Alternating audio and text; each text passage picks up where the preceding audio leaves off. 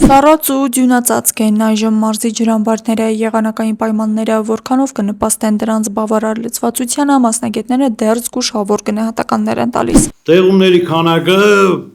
իմ գնահատականով բավարար է, եթե ցնցալքը կազմակերպվեց աստիճանաբար տեղումների արդյունքում, ցնցալքի արդյունքում համալրումներ կունենանք։ Եթե միանգամից եղանակը տաքացավ,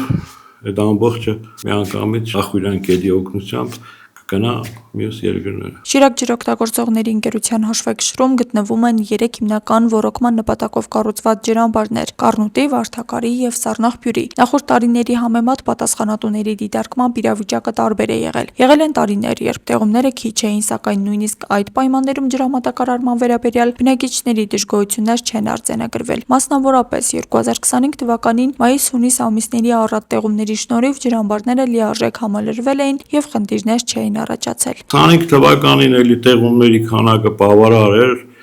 ամբողջ մայիս և հունիս ամիսը անձրևոտ ամիսներ էր, որի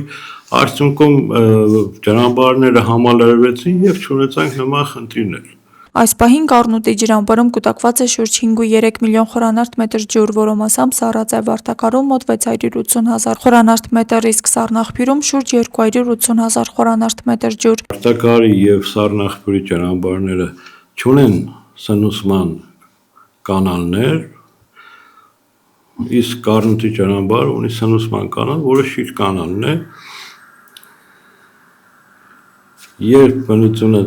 եղանակը թույլ տվեց, այդ օրվանից մենք սկսենք համալրել Կառնուտի ջրամբարը։ Մասնագետների խոսքով ջրամբարների համար գարունը նախապատրաստական շրջան է։ Կանալի մաքրումն է ձնից, աղբից, որպեսզի կարողանանք արագ համալրել Կառնուտի ջրամբարը։ Մնացածը արդեն նախապատրաստական աշխատանքներ, բաց թողնած դռնակների վերանորոգում, կանալների մաքրում,